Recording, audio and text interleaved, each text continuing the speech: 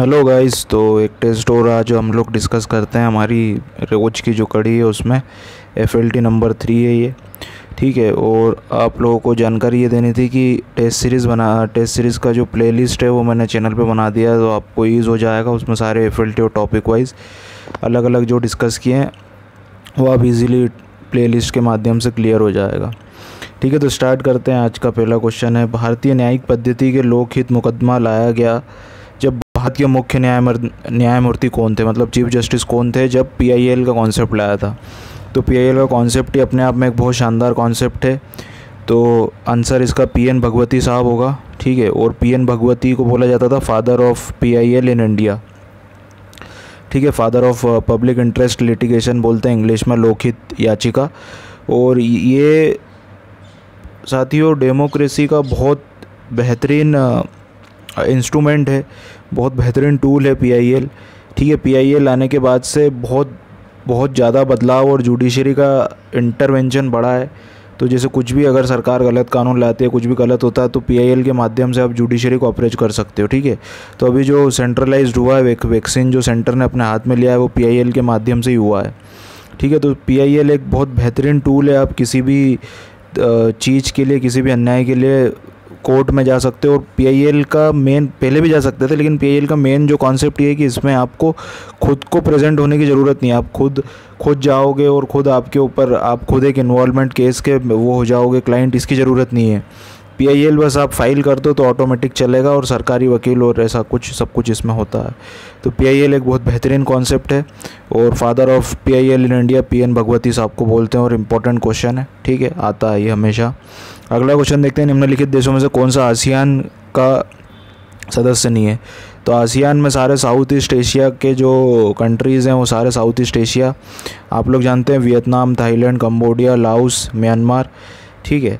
तो बांग्लादेश इसका उत्तर हो जाएगा। बांग्लादेश साउथ ईस्ट एशिया में नहीं आता है। ठीक है, नॉर्थ ईस्ट के थोड़े से नीचे आता है हमारे, तो बांग्लादेश उसका उत्तर हो जाएगा, सिंपल। दावोस, जहाँ विश्व आर्थिक फोरम की वार्षिक सम्मेलन होता है, कहाँ पर लोकेटेड है? तो स्विट्ज़रलैंड में, शानदार जगह पे ये लोग मीटिंग करते हैं। निम्नलिखित में से किस एक में ध्वनि चाल सबसे अधिक होती है? तो इसका ध्वनि चाल का कॉन्सेप्ट ये है कि ध्वनि चाल जो है वो साउंड सॉलिड के अंदर तेज़ी से फ्लो करती है। ठीक है। अब इन सब में से जो सब सॉलिड आपको क्या दिख रहा है, जल तो हो नहीं सकता, हवा में भी धीमे ही चलेगी। तो सबसे इन ऑप्शन के अकॉर्डिंग सबसे सॉलिड क्या है दिया हुआ? लकड़ी है। ठीक है।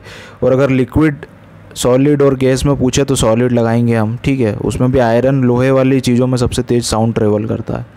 तो अकॉर्डिंग टू ऑप्शन हमको चलना है, तो लकड़ी हो जाएगा इसका उत्तर। निम्नलिखित में से कौन सा एक पोषणिक कैल्शियम का अच्छा स्रोत नहीं है, बताना है हमको। ठीक है। अंडे में तो बेहतरीन होता है, रागी में भी होता है, रागी आप सफ़ेद कलर का आता है एक। ठीक है। और दूध में भी होता है। तो चावल में जो है कार्बोहाइड्रेट और फैट की मात्रा ज़्यादा होती है, तो इसका आंसर क्या हो जाएगा? चावल हो जाएगा। वैज्ञानिक तथा औद्योगिक अनुसंधान परिषद CSIR, centre for council for scientific and industrial research का अध्यक्ष कौन होता है? तो ये प्रधानमंत्री इसका अध्यक्ष होता है। प्रधानमंत्री बहुत कम चीज़ों का अध्यक्ष है, उसमें से CSIR एक है, और डिपार्टमेंट ऑफ एटॉमिक एनर्जी है। ठीक है। गंगा मिनिस्ट्री जो है, गंगा एक्शन प्लान, उसके भी हेड रहते हैं PM। तो PM के अधीन बहुत कम मंत्रालय हैं, उनमें से CSIR एक इम्पॉर्टेंट है इसलिए। ठीक है, CSIR इसका आंसर PM आएगा। केंद्रीय जल विद्युत अनुसंधान केंद्र कहाँ पर लोकेटेड है? इंदौर में होता है, तो हमको पता होता है MP इतना केंद्र का है। खड़कवासला इसका उत्तर है। खड़कवासला आपको पुणे में आएगा, और खड़कवासला में NDA भी लोकेटेड है, नेशनल डिफेंस एकेडमी भी खड़कवासला के अंदर ही है, पुणे के अंदर। ठीक है ना, आगे चलते हैं। नोबेल शांति पुरस्कार के लिए विजेताओं को चयन करने वाली समिति किस देश में विद्यमान है? तो इसको मैं आपको बताता हूँ आंसर। एक नोबेल प्राइज़ होता है जो लिटरेचर और उन सब चीज़ों के लिए इकोनॉमिक्स में दिया जाता है, वो स्वीडन में मिलता है। और जो पीस प्राइज़ है, शांति पुरस्कार, ठीक है ना, शांति पुरस्कार नॉर्वे देता है। ऑस्लो कैपिटल है नॉर्वे की, और दोनों अड़ोसी पड़ोसी देश हैं, नॉर्वे और स्वीडन। तो नॉर्वे देगा पीस प्राइज़। ठीक है, PN से आप इसको याद रख सकते हो। और इसका रीज़न कुछ भी नहीं है। ठीक है, पीस प्राइज़ एक अलग देश देता है, बाकी सारे जो नोबेल प्राइज़ है वो स्वीडन देता है। बस पीस के लिए नॉर्वे आपको याद रखना है, इसके पीछे कोई लॉजिक नहीं है, मैंने सर्च भी किया था, अब तो बस ये याद रख लो। ठीक है। निम्नलिखित में से किसने वर्नाकुलर प्रेस एक्ट निरस्त किया था? तो लॉर्ड रिपन जो था, बेहतरीन, इसको लिबरेटर भी बोलते हैं। ठीक है। और फादर ऑफ लोकल गवर्नमेंट भी बोला जाता है। ठीक है। पंचायती राज और म्यूनसिपल के जो कॉन्सेप्ट थे म्यूनसिपलिटी के, वो भारत में रिपन साहब लेके आए थे। तो रिपन एक अच्छा व्यक्ति था, एक अच्छा अधिकारी था अंग्रेजी सरकार की तरफ से। तो उसने वर्नाकुलर प्रेस एक्ट को हटा दिया। तो लगाया किसने था? लिटन ने लगाया था। ठीक है। निम्नलिखित में से कौन सा एक क्षेत्र 1857 के विद्रोह में प्रभावित नहीं था, बताना है हमको। लखनऊ तो बिल्कुल था, झांसी से हमारी लक्ष्मीबाई थी, जगदीशपुर भी था, चित्तौड़ नहीं था। ठीक है, तो इसका आंसर क्या हो जाएगा? चित्तौड़ हो जाएगा इसका आंसर।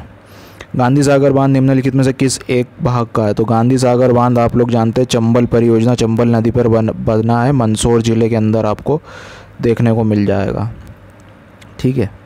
जवाहरलाल नेहरू ने इनका ओपनिंग किया था, तो काफ़ी पुराना है।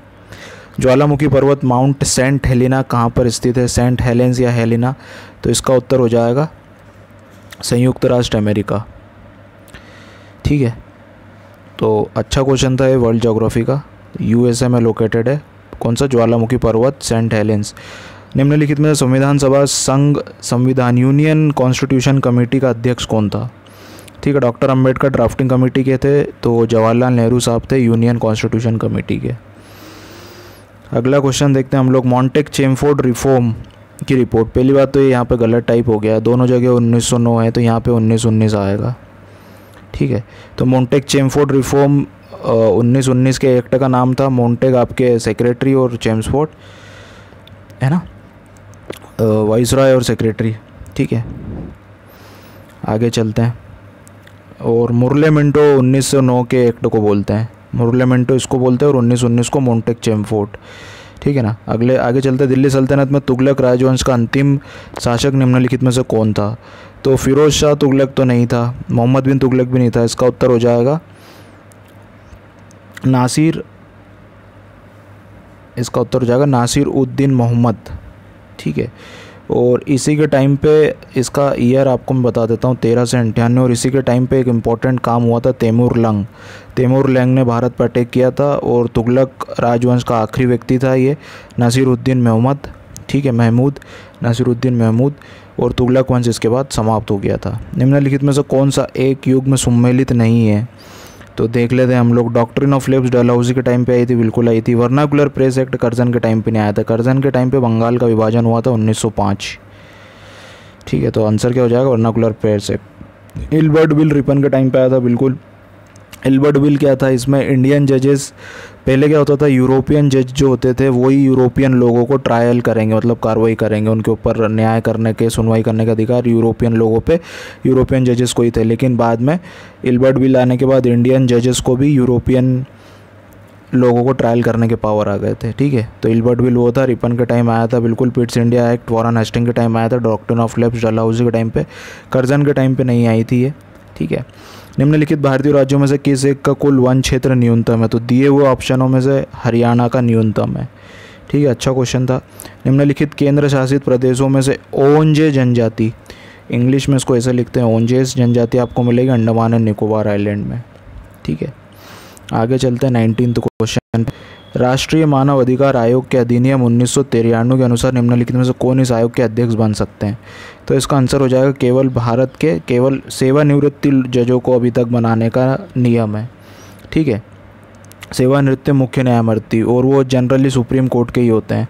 तो पहला ऑप्शन इसलिए नहीं हो सकता क्योंकि सेवारत दिया हुआ है यहाँ पे। ठीक है, सेवारत कैसे होगा? सेवानिवृत्त मांगा है हमको, और जनरली सुप्रीम कोर्ट का ही होगा उसमें। निम्नलिखित विधेयकों में से किस एक का भारतीय सांसदों के दोनों सदनों द्वारा अलग अलग विशेष बहुमत से पारित होना आवश्यक है? तो कौन हो सकता है ऐसा? तो कॉन्स्टिट्यूशनल अमेंडमेंट एक्ट के लिए ऐसा कानून है। ठीक है, कॉन्स्टिट्यूशनल अमेंडमेंट एक्ट को दोनों सदनों में विशेष मेजोरिटी से बहुमत से पारित होना जरूरी है। अंडमान व निकोबार द्वीप में निम्नलिखित उच्च न्यायालयों में से एक क्षेत्र अधिकार। तो अब थोड़ा सा मैप समझा देता हूँ आपको मैं। आप सोच रहे होंगे, पहले तो इसका उत्तर जो है कलकत्ता आएगा। ठीक है, कलकत्ता हमारा यहाँ पे लोकेटेड है। आप सोच रहे हैं मद्रास क्यों नहीं हो, और यहाँ पे हमारे अंडमान निकोबार आइलैंड ग्रुप समूह हैं। ठीक है, तो ये हो गया मद्रास। तो मद्रास से इसकी दूरी, जैसे ये अंडमान ग्रुप समूह है, तो इसकी दूरी ज़्यादा है, और कलकत्ता से पास है, इसलिए कलकत्ता को बनाया गया था उस समय पे। तो कलकत्ता का एडिशनल जो जुडिशियल जुरिडिक्शन है वो अंडमान तक जाता है, मद्रास का नहीं जाता है। आंध्र प्रदेश का तो जा ही नहीं सकता था, उड़ीसा भी दूर पड़ता है। ठीक है, भारतीय संविधान में 9वीं अनुसूची, तो आप लोग जानते हैं जब संविधान बना था तो 395 आर्टिकल और 8 शेड्यूल लिस्ट थी, और जो 9th आई थी इसके बाद वो फर्स्ट कॉन्स्टिट्यूशनल अमेंडमेंट एक्ट के बाद आई थी, तो इसका आंसर क्या हो जाएगा, प्रथम संविधान संशोधन द्वारा।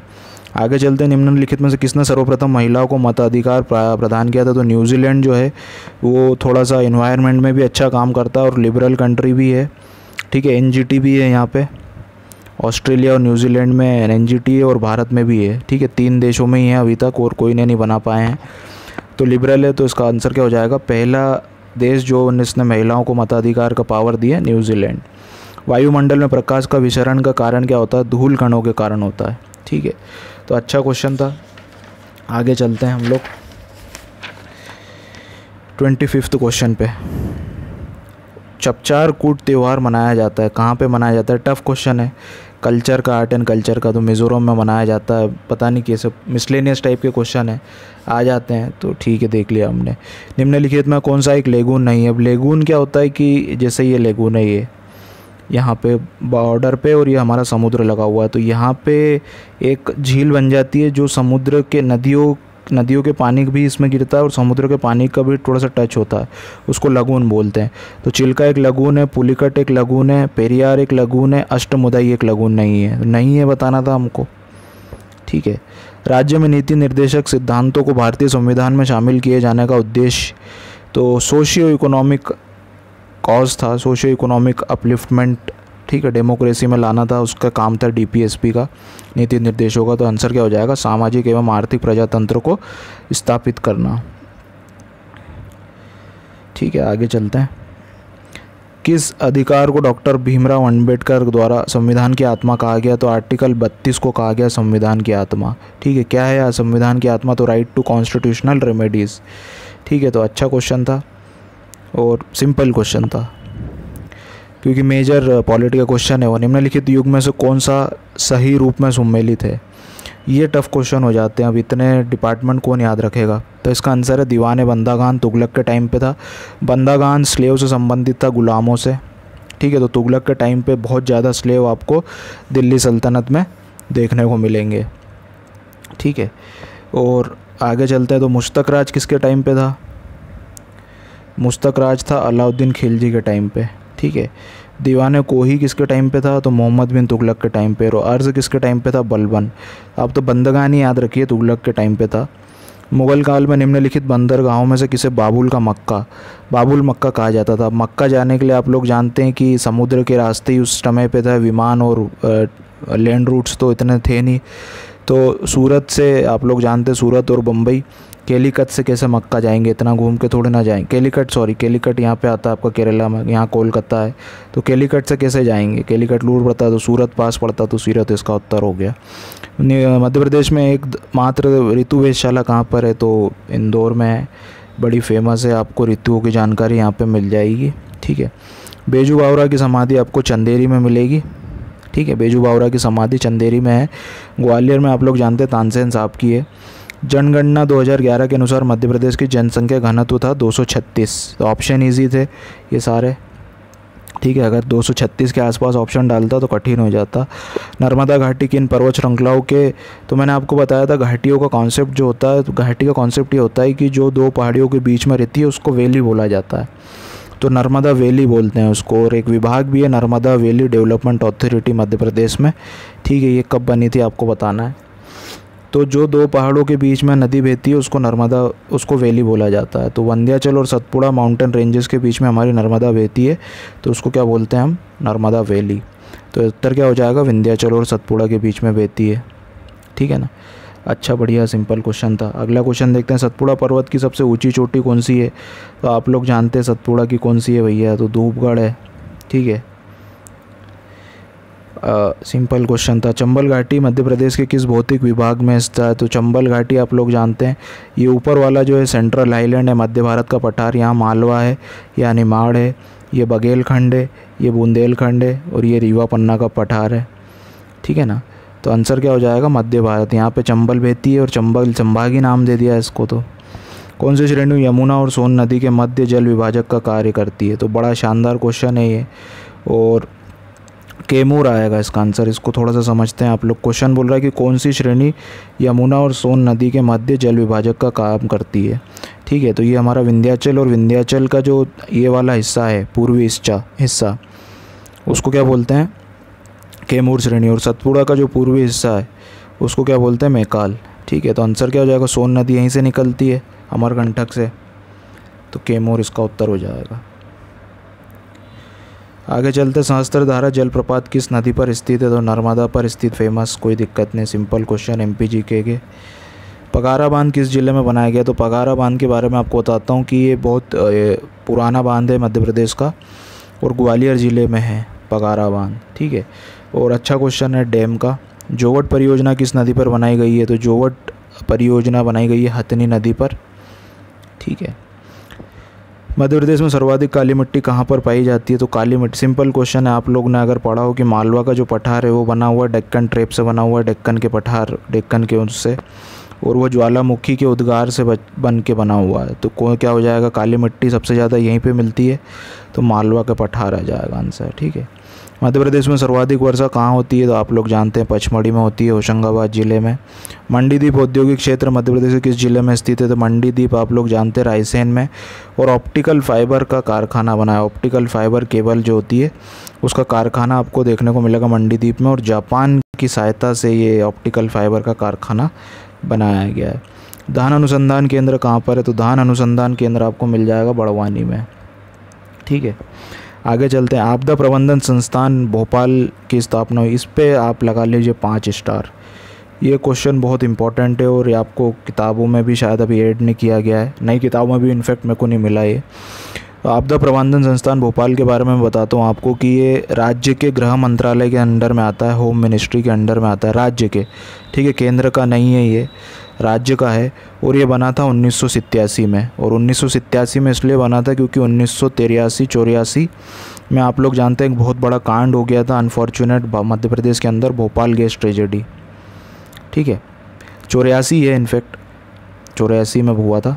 ठीक है, 84 में हुआ था भोपाल गैस ट्रेजेडी, 3-4 दिसंबर की बात है।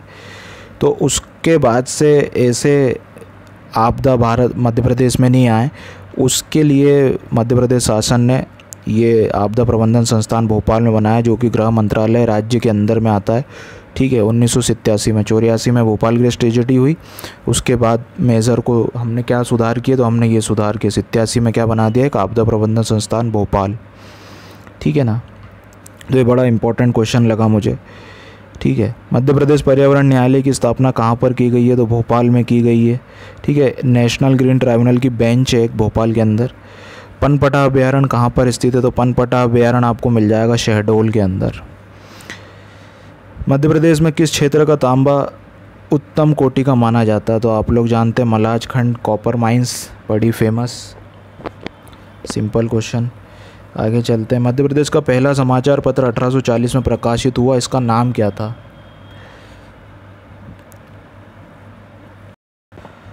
हाँ तो गाइज़ 1840 में जो प्रकाशित हुआ उसका आप लोग जानते हैं, बड़ा ही सिंपल क्वेश्चन, कोई दिक्कत ही नहीं थी इसमें, ग्वालियर अखबार।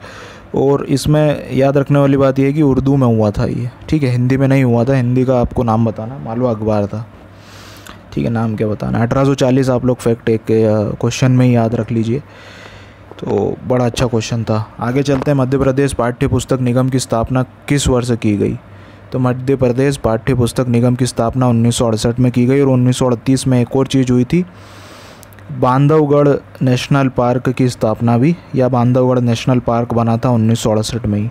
तो एक ही तीर से दो निशाने लगाइए, 68 में 2 फैक्ट याद रख लीजिए, पाठ्य पुस्तक निगम और बांधवगढ़ नेशनल पार्क। आगे चलते हैं। मध्य प्रदेश में केंद्रीय विश्वविद्यालय कहाँ पर स्थित है? तो एकमात्र केंद्रीय विश्वविद्यालय कौन सा है? सागर में, doctor Hari Singh Gour University. Forensic science laboratory आपको सागर में मिल जाएगी, कोई दिक्कत नहीं है। मध्य प्रदेश राज्य निर्वाचन के प्रथम आयुक्त कौन थे? तो नंद वल्लभ लोहानी साहब थे। ठीक है, first election state election commissioner of Madhya Pradesh Nand Vallabh Lohani, NV Lohani साहब। मध्य प्रदेश में अंतिम बार राष्ट्रपति शासन कब लगा? तो 3 बार लगा है, 77, 80 और 92-93। ठीक है, तो प्रश्न के हिसाब से उसने तारीखी पूछ ली तो टफ कैटेगरी का क्वेश्चन हो गया ये। तो इसका आंसर हो जाएगा ए, 16 दिसंबर 1992। शानदार क्वेश्चन था, आने के चांसेस बहुत ज़्यादा हैं। लमसेना किस जनजाति का विवाह प्रथा है? तो लमसेना आपको मिल जाएगी बेगांवों की, लमसेना बेगांव की है। गोल गधेड़ों विवाह प्रथा किस जनजाति से पाई जाती है? तो भीलों से पाई जाती है। भीलों में भगोरिया उत्सव के टाइम पे ऐसे घेरा बनाती हैं लड़कियां और लड़का उसको तोड़ के भागता है, ऐसी कुछ प्रथा होती है, ठीक है ना। किस भारतीय निजी क्षेत्र के बैंक ने हाल ही में व्हाट्सएप पर बैंकिंग सेवाएं शुरू की है? तो प्राइवेट बैंक कैसे काम करता है? ICICI उसका उत्तर है। ठीक है फ्रेंड्स, आगे बढ़ते हैं हम। एक सेकेंड।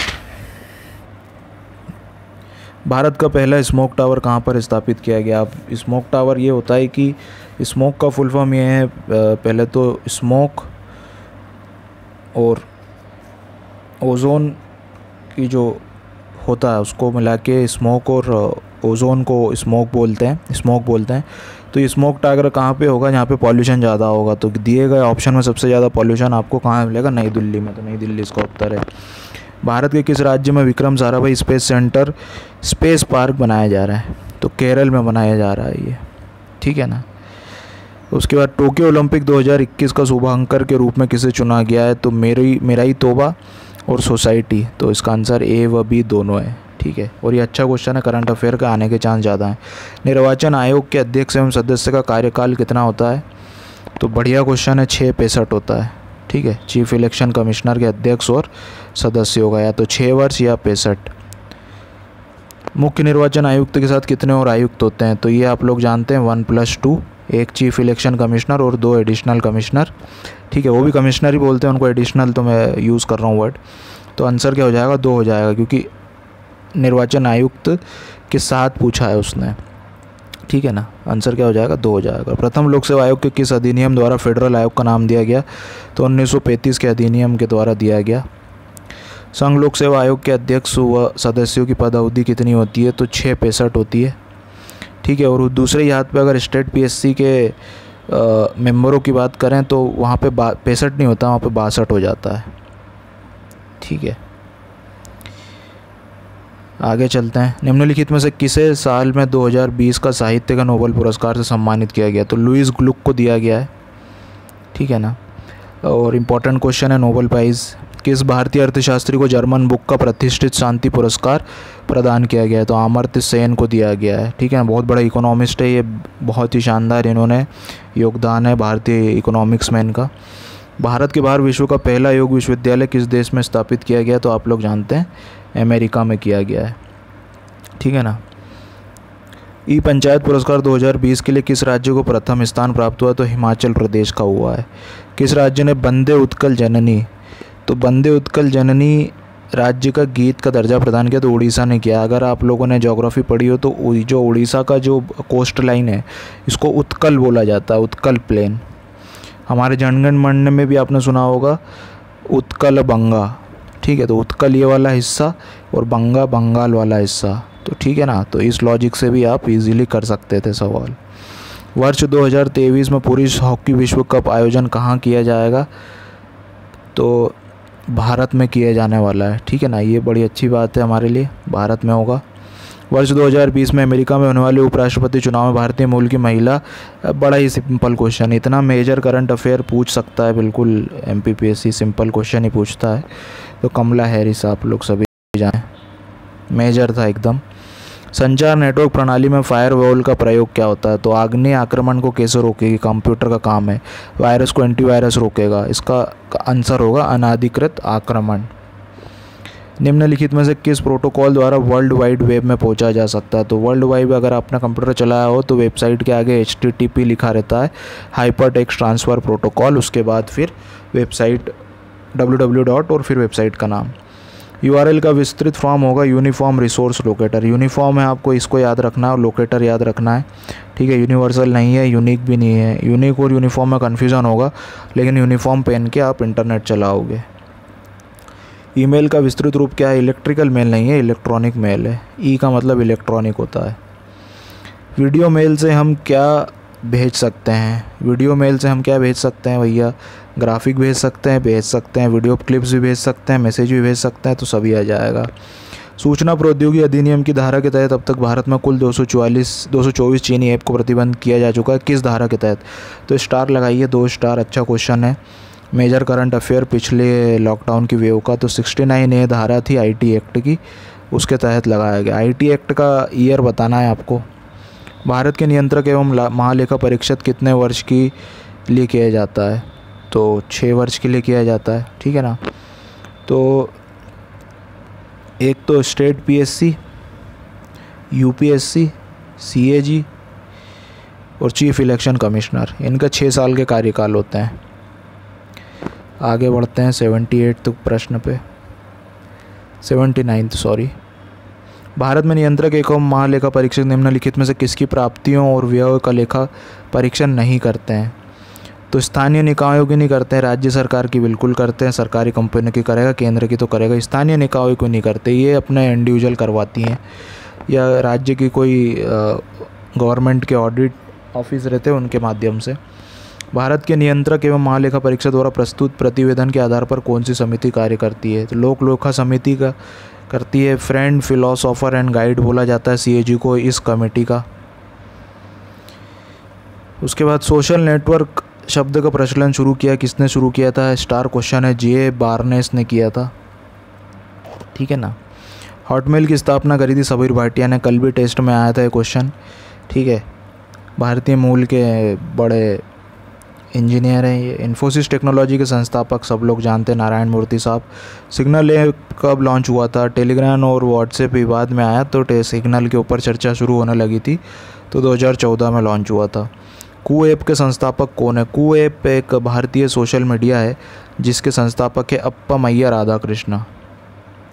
ट्विटर की स्थापना किसने की थी? तो ट्विटर की स्थापना जैक डॉर्सी ने की थी, बीच स्टोन ने भी करी थी। तो इसका आंसर क्या हो जाएगा? ए व बी दोनों। नो ग्लास और A1 बिलियंस भी इसी में है। आगे चलते हैं। प्रभाष जोशी पुरस्कार किस खेल में दिया जाता है? तो प्रभाष जोशी एक पत्रकार थे पहली बात तो, ठीक है, और लेकिन दिया जाता है मलखम्ब के लिए, और 2013 से ये शुरू हुआ है, ठीक है। प्रभाष जोशी एक पत्रकार थे, इस बात को याद रखना आप। तो पत्रकारिता अगर ऑप्शन में आ जाए तो उससे कंफ्यूज नहीं होना, ठीक है ना। प्रभाष जोशी के नाम से दिया जाता है ताकि उनको प्रसिद्धि मिल सके, लेकिन दिया जाता किस खेल के लिए? मलखम्ब के लिए। मध्य प्रदेश राज्य का राज्य खेल है मलखम्ब, ठीक है। मध्य प्रदेश में निम्नलिखित खेल स्टेडियम उनके स्थान को असंगत बताना है हमको, गलत बताना है, बता देंगे भैया। ऐशबाग स्टेडियम रुकते हैं। नेहरू स्टेडियम इंदौर में है, हाँ है। रूप सिंह स्टेडियम ग्वालियर में है, हाँ है। तात्या टोपे ग्वालियर में है, हाँ है। ऐशबाग स्टेडियम आपको मिल जाएगा भोपाल में, जबलपुर में नहीं है। तो आंसर क्या हो जाएगा? ए हो जाएगा। देश का पहला दिव्यांग खेल केंद्र कहाँ खोला गया? 2 स्टार, 3 स्टार लगाइए, इस पर करंट अफेयर का क्वेश्चन है ये। केंद्र ने इसको अनुमति दी है ग्वालियर में, MPG के करंट अफेयर है। ग्वालियर में पहला देश का है, ठीक है। देश का दिव्यांग खेल केंद्र कहाँ खोला जाएगा? ग्वालियर में। मध्य प्रदेश उत्सव का आयोजन कहाँ होता है? तो ये बढ़िया क्वेश्चन है, इसमें गलती हो जाती है, सिली मिस्टेक इन्हीं में होती है। मध्य प्रदेश उत्सव बोला है उसने, ठीक है, तो दिल्ली में होगा ये। मालवा उत्सव होता है इंदौर में। मध्य प्रदेश राज्य का उत्सव है, तो मध्य प्रदेश राज्य को पॉपुलर करने के लिए दिल्ली में होता है ये। नीति आयोग के वर्तमान CEO कौन है? तो अमिताभ कांत थे वर्तमान के CEO।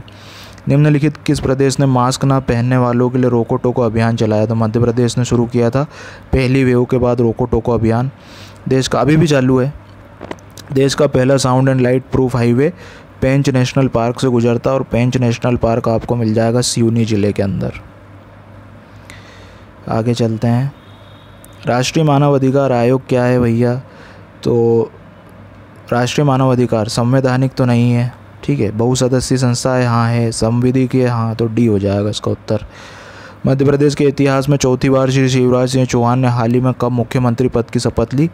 तो 23 मार्च को ली थी। किस अनुच्छेद में प्रसूति सहायता के लिए उपबंध की बात की गई है? तो आर्टिकल 41 में की गई, सॉरी आर्टिकल 42 में की गई है, आर्टिकल 42 में की गई है, ठीक है। 21 तो आपका फंडामेंटल राइट है। ये तीनों DPSP हैं, तो उसमें भी DPSP में 42 में की गई है महिलाओं के लिए। राष्ट्रीय महिला आयोग प्रतिवर्ष अपनी रिपोर्ट किसको सौंपेगा? रिपीट है क्वेश्चन, केंद्र सरकार को सौंपेगा, राष्ट्रपति को नहीं सौंपेगा क्योंकि संवैधानिक बॉडी नहीं है। जल महोत्सव किस जिले में मनाया जाता है? खंडवा में मनाया जाता है, अभी मनाया गया था जनवरी फरवरी में। रीवा अल्ट्रा मेगा सोलर परियोजना हेतु किससे? मार्च में मनाया गया था। रीवा अल्ट्रा सोलर मेगा परियोजना का ऋण किसने दिया है? तो वर्ल्ड बैंक ने दिया है, स्टार लगाइए इस पर। और 750 मेगावाट की इसकी क्षमता है, ठीक है ना, और स्टार क्वेश्चन है ये, ठीक है। किस राज्य ने गो कैबिनेट गठित की है? मध्य प्रदेश करता है ऐसे सब काम, ठीक है, मध्य प्रदेश ने बनाई है go cabinet. So thank you guys, 100 question हम लोगों ने डिस्कस किए। आप लोग चैनल को सब्सक्राइब कीजिए, सपोर्ट कीजिए, शेयर कीजिए, ठीक है, सब्सक्राइब ज़रूर कीजिए। Thank you very much.